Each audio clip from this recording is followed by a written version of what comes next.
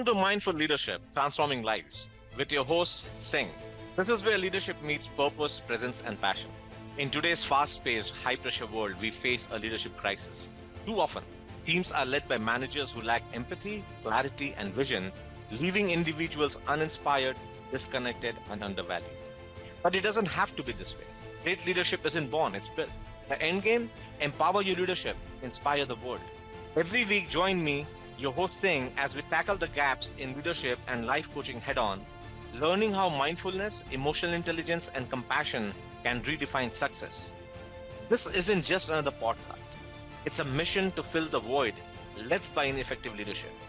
And it's not just about leadership in business. Life coaching for leaders and new executives is at heart of this journey. Ready to rise above the noise and lead with clarity, purpose, and impact? Join a global movement dedicated to reshaping the future of leadership one mindful moment at a time. Let's begin.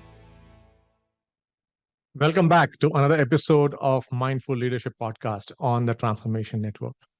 The podcast where we turn stress into strategy, overthinking into clarity, and overwhelm into momentum.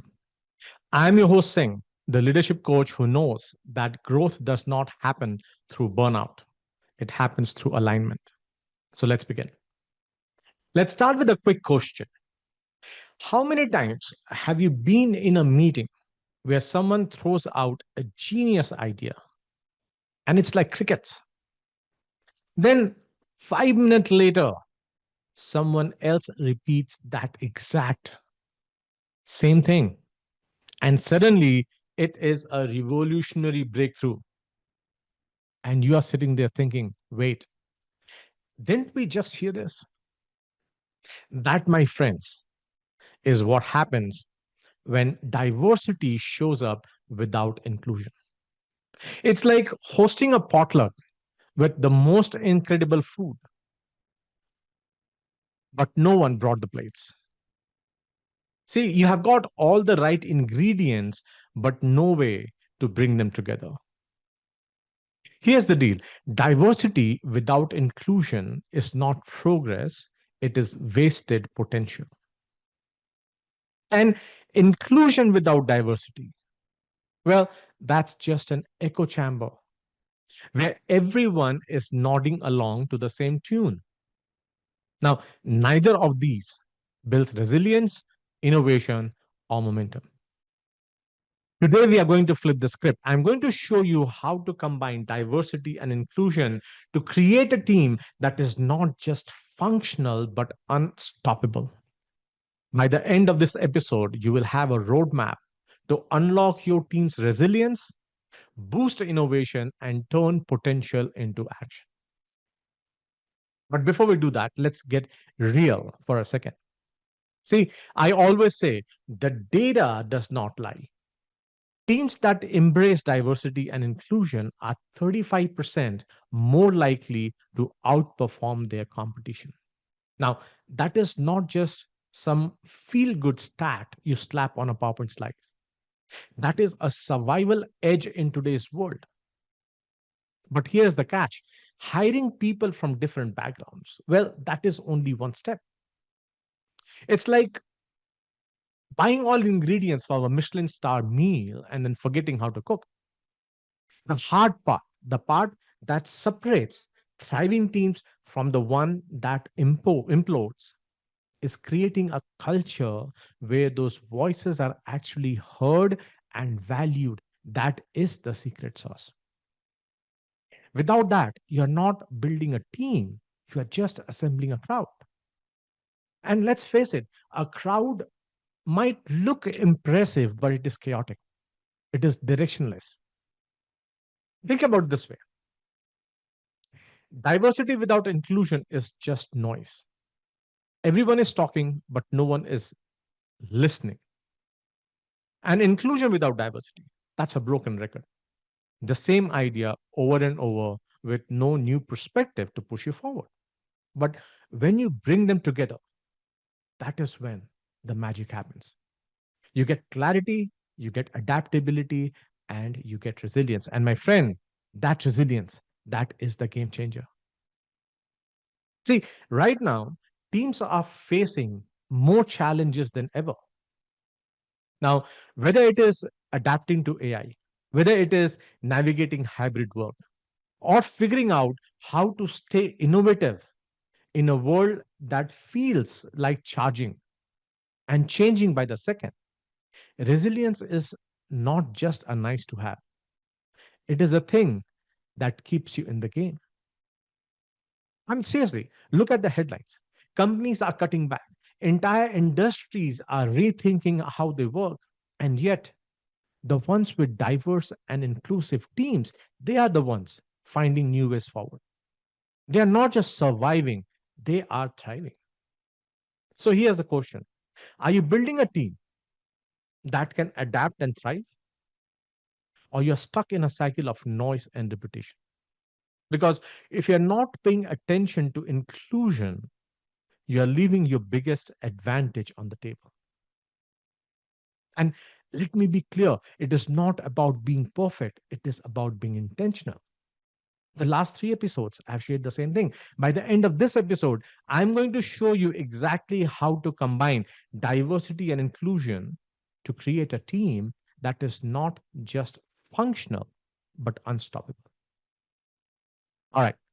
So this is time we roll up our sleeves and get tactical. Diversity and inclusion. They're not just buzzwords we throw into mission statement to support progressive.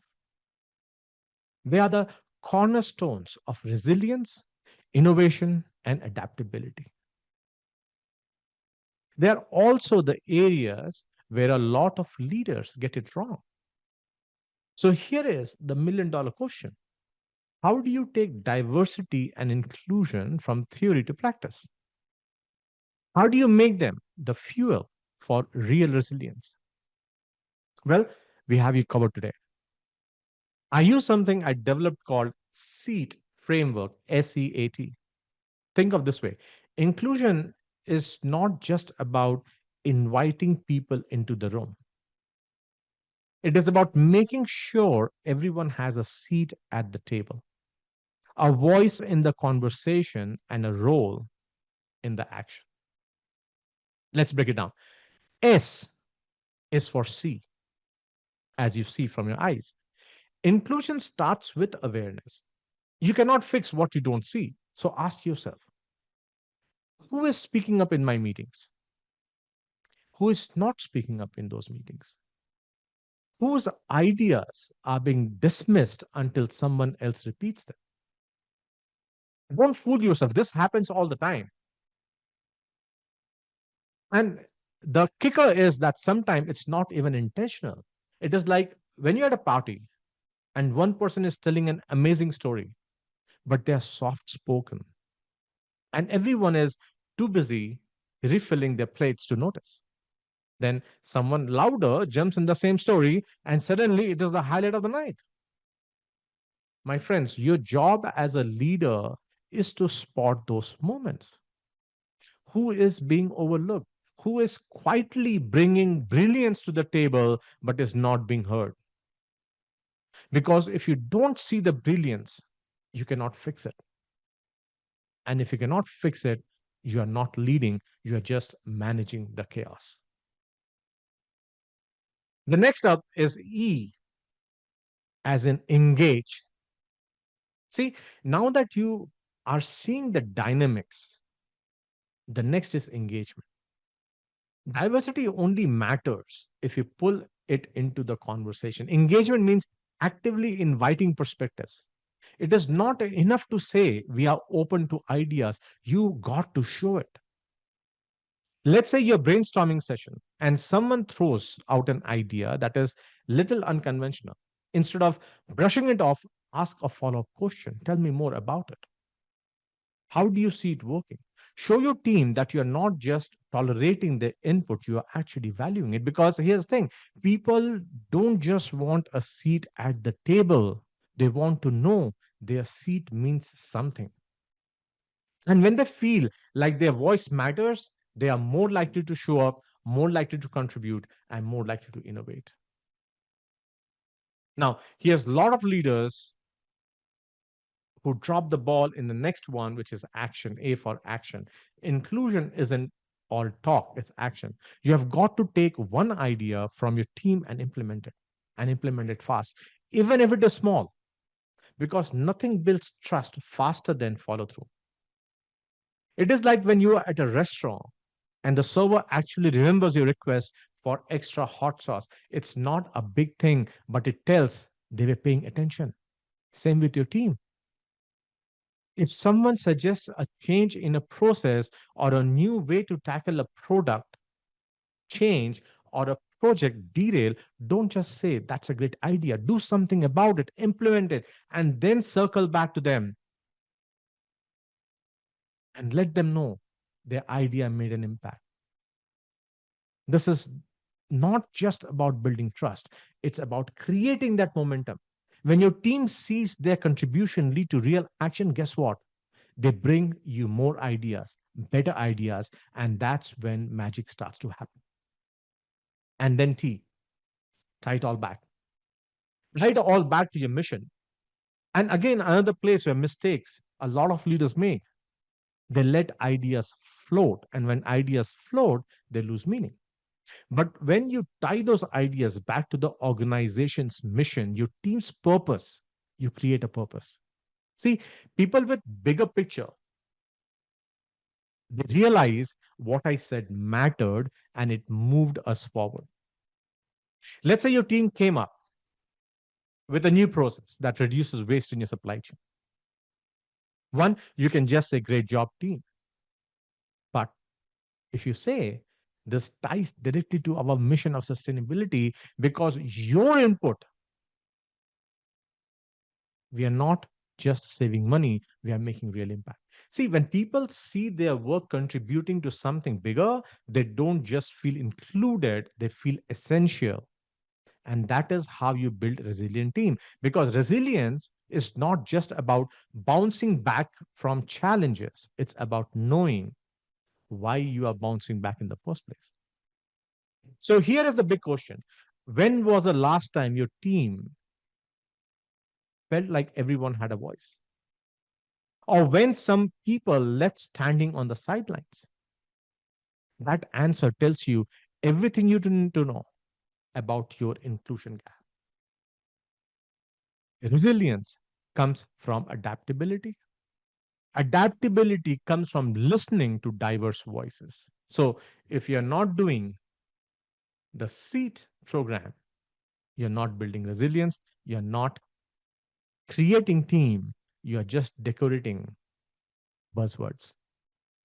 Let's take a quick breather. And by breather, I mean, let's laugh it out at a painful, relatable situation, right?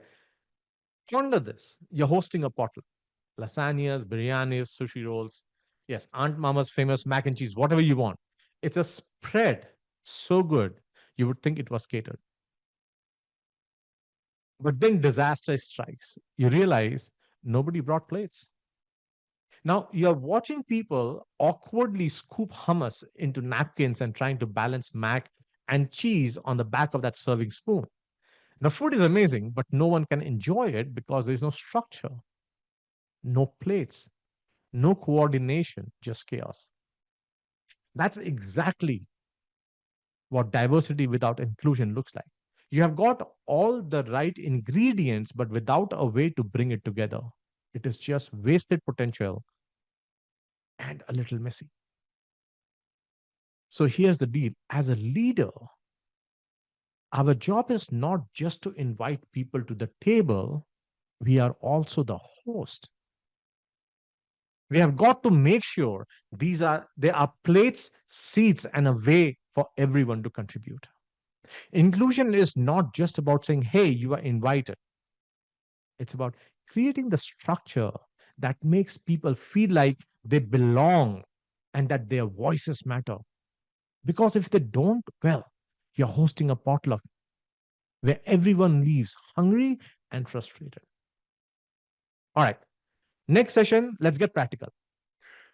It's one thing to talk about diversity and inclusion, but let's face it, you don't build a thriving team just talking about it. You've got to take action. So I'm about to give you a simple exercise you can take straight into your next team meetings. It's not complicated. It won't take hours, and you don't need PhD in leadership to pull it off. As always, another simple micro practices. And when you become mindful, just become observer and see what you're not doing. So let's dive in. Step one, ask your team a simple question. What is one thing we can do to make this team more inclusive? See, it is a powerful question because it opens the floor to ideas, perspectives, and realities you might not even be aware as a leader. And here's the king, don't overthink. You're not writing a manifesto, you're starting a conversation. Step two, listen, become the observer. Really listen. Don't defend, don't explain. And for the love of all things good, don't jump in with your solutions. I know how hard that can be because as leaders, we are wired to solve problems, aren't we? No, just become the observer, just listen. But this time, resist that urge. Let your team's voice fill the space. Let's say someone suggests rotating who runs weekly meetings on everyone's voice gets heard. Don't immediately think, oh, that'll never work. Or, but I'm the leader, I should be. No, just listen, absorb and take in. And then step three, take one actionable idea and implement it within a week. Within a week, not next quarter, not next month, not, no, within this week. Why? Because nothing says that your voice matters more than acting on that, what someone said. It does not have to be a massive overhaul. Maybe it is as simple as setting aside 5 minutes in next meeting for quieter team members to share their thoughts. But the follow through, that is what builds trust. And trust is the foundation of all inclusion. Now, let me give you a little gut check. If you ask this question, what is one thing we can do to make this team more inclusive? And nobody speaks up, that's not a team problem. That is a leadership problem. That is a you problem. That is a I problem. It means one of two things. Either your team does not feel safe enough to share, or they don't believe you will actually do anything with their input. Either way, my friend, the ball is in your court. That is the meaning of becoming the observer when you talk about mindful micro practices. So here is what you do, start smaller. If the group dynamic feels too intimidating, take it one on one. Have a quiet conversation with a team member and ask, hey, how can we make this better environment for everyone? Sometimes the most impactful feedback comes in those personal, private, and quiet moments where people feel safe enough to open up. And remember, this is not checkbox, it's a habit. And like any good habit, it takes time and consistency to build. You're not going to flip a switch and magically create an inclusive culture overnight. But remember what I have been saying. Every small intentional action you take moment by moment, day by day, week by week adds up and becomes your personal leadership flywheel. All right. On that note, that inclusion is a habit, not a checkbox. It is not something you achieve and you move on from. It's not like crossing off a to do list item, right? Inclusion is an ongoing practice. It is the built in the day to day moments, the way you listen, the way you act, the way you make people feel like they belong. And habits create culture. If you want a culture of inclusion, you have to got to practice it every single day, every single moment, every single conversation, even if it is a quiet, non-verbal conversation. It is in the way you ask questions, the way you follow through, and the way you make sure everyone has not just a seat at the table, but a voice and a meaningful voice in the conversation. So here's my challenge for you. Take this exercise into your next meeting and ask the question, listen without judgment, and act on one idea.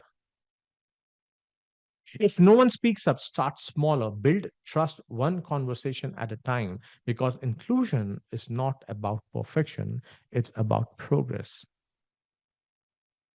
The real magic, when inclusion becomes a habit, it transforms cultures. You're not just leading a team, you're building something bigger, a space where people feel valued, heard, and empowered to bring their best. I'm telling you from a personal experience of 25 years in corporate America. That's how I have built some of the most resonant teams. Let's bring this home. What is a diverse team without inclusion? That's like having a car with a full tank of gas but no engine. It looks great on paper, but it's not going anywhere. You're just sitting there, revving the engine that does not exist, wondering why you are stuck.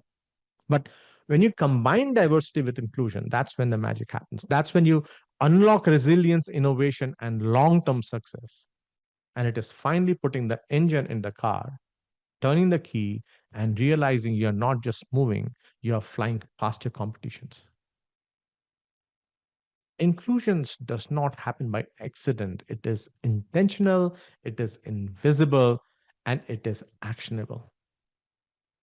Your job as a leader for that intentional, visible, and actionable thing is just to invite people to the table and make sure they've got a voice, a plate, and an actual role in the bigger picture. So here's my challenge for you. In your next meeting, your next conversation, or even your next decision as a leader, ask yourself, am I just filling the seats or am I making space for voice to be heard? Because when you do, you're not just building a stronger team, you're building something bigger. You're building trust, you're building momentum, you're building a legacy. And if that does not get you fired up, I don't know what will. If this episode resonates, if it hit you right now, then there's your next step. Don't let it just sit in the that's great idea, I'll think about it bucket. Let's turn it into action. I want to personally invite you to my inclusive leadership webinar. This is not one of those fluffy feel good sessions where we toss around buzzwords like confetti and that everybody leaves inspired but unchanged. No, this is the real deal. We are going to dig deep, get tactical, and show you to make inclusive competitive edge for your team and your organization. How we do it? We cover the purpose factor assessment, a mirror for your leadership style. It shows you where you're strong and where you've got blind spots. Because let's be honest, all of us have them, especially when it comes to inclusion. The assessment does not just reveal the gaps, it gives you a roadmap to address them so you can lead with more clarity and confidence. Second, you will see the SEAT framework in action. You have been listening, you already know how much I love this framework, but in webinar, I'll take it deeper. I'll show you how to use the framework to ensure every voice in the room gets heard, every idea gets valued, and every action ties back to the bigger mission. This is not theory, it is a plug and play model you can start applying immediately. And as a leader, and when I say leader, even if you are the person who can decide who gets the last pizza in the family, you are a leader. Congratulations, I promoted you. And if you don't think you are a leader, my question to you, my humble question to you, who is leading you? Here's the thing, inclusion does not always come from big dramatic gestures. It's built through small, consistent actions. The way you run a meeting, who you ask for input, how you follow up on your ideas. In those webinars, I provide you practical shifts that turn a team from meh to wow without adding more to your plate as a leader. And finally, If inclusion does not connect to your mission, it is just another checkbox. You will learn how to weave so deeply into your culture that it stops feeling like an initiative and starts feeling like second nature. That's when inclusion stops being a policy and start being a performance driver. So if you're ready to stop treating inclusion as a nice to have and start making it your edge, join me in my webinar. The link is in the show notes. Now, look, I know you're busy. We are all busy, but here's the truth. If you don't make time to build an inclusive culture, you're not going to spend time in nurturing the growth. But I can guarantee you, you will spend more time cleaning up the mess that comes from not having one. Think about it. How much time do you waste with micro communications? How much time do you waste in miscommunication? How much time you waste in disengagement or turnover? How much money is lost when your team is not innovating because they're stuck in an echo chamber? An inclusive culture is not just the right thing to do, it is a smart thing to do. It is a thing that separates good leaders from great ones. And honestly, it's not as hard as you think. It's about progress, not perfection. It's about showing your team that you are invested in them, not just as an employee, but as human. So here's my challenge to you. Don't just listen to this podcast and move on. Click the link in the show notes and join the webinar. Even if you're thinking, I don't have time, trust me, you don't have time not to do this. And if you're still on the fence, let me leave you with this. Leadership is not about being perfect, it's about being willing to learn, to grow, and to show up for your team in the ways that actually matters. This is your chance to do that. I'm your host saying you're listening to Mindful Leadership on the Transformation Network. So, what it is going to be? Are you just going to sit with ideation of inclusion, or are you going to stand up and make it real? Your choice is yours. But I'll tell you this, your team is watching. Your legacy starts today, and let's make it a great one. Lead loud, lead proud. I'll see you next week. Thank you for watching Mindful Leadership Transforming Lives. With me, your host, Singh. We are honored to have you join us on this journey to explore the transformative power of mindfulness, emotional intelligence, and authentic leadership. Tune in every week on transformationtalkradio.com at noon Pacific on Tuesdays, where we will continue to explore how mindful leadership can create a ripple effect of positive changes in your life and lives of those you influence. This show is dedicated to helping you lead with purpose, presence, and passion. Whether you're navigating the complexities of business, building strong connection with your team, or striving to make a meaningful impact in the world around you. To learn more about the show, access additional resources, or dive deeper, visit singpowerupcoach.com. Remember, leadership isn't just about what you do, it's about who you are. Let's continue to transform lives together, one mindful moment at a time. See you next week.